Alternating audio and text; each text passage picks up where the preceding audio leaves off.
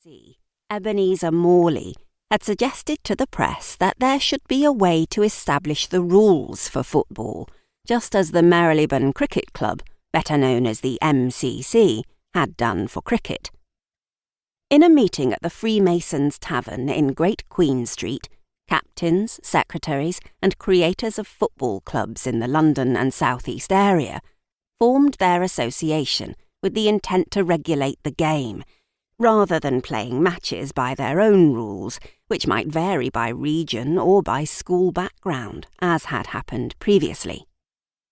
Sheffield FC has a claim to creating the first ever set of rules for football, with founders Nathaniel Creswick and William Prest drawing up their own code, known as the Sheffield Rules, in October 1858, publishing them the following year. Even though rules were available, that did not mean every club adopted them.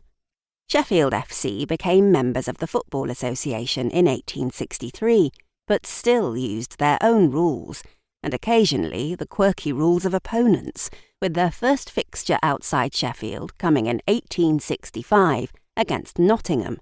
It was not an 11-a-side encounter, though, as might have been expected. Rather, there were 18 players on each side. What was needed was more consistency and a country-wide approach for competition. To that end, the FA Cup, or the Football Association Challenge Cup, was created in 1871, with all the member clubs invited to compete in a national knockout tournament.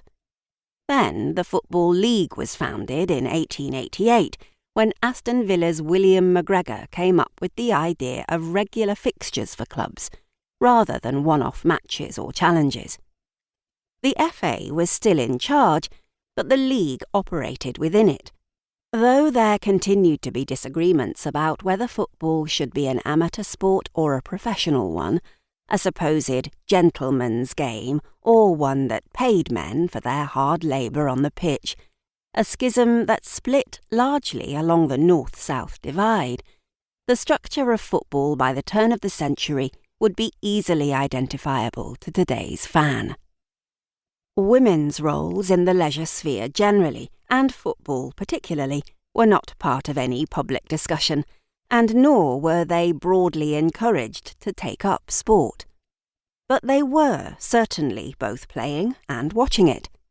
Reporter Charles Edwards noted in 1892 that it was not just working-class men who had football fever and were attending matches, but many women as well, and he expressed surprise that the fair sex were prepared to stand on the terraces.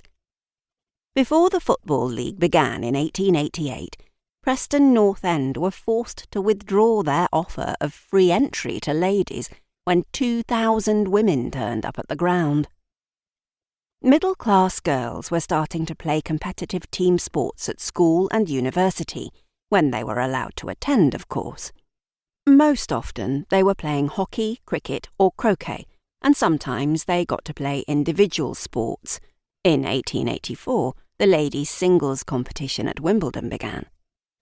But these were all somewhat in accordance with the stereotypical ideas of what kind of pastimes ladies ought to engage in. These were sports with no contact and which allowed the participants to play wearing appropriate clothing, that is, long skirts. Football, however, was not judged to be appropriate.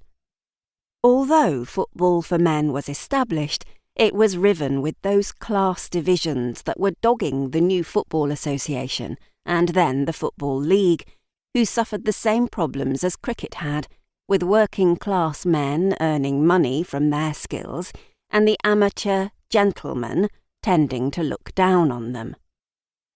Nonetheless, some women broke free from expectations. It is thought that at least 150 ladies' teams were playing regularly in the first 2 decades of the 20th century, following in the footsteps of the Victorian women and girls who were enjoying less structured competition.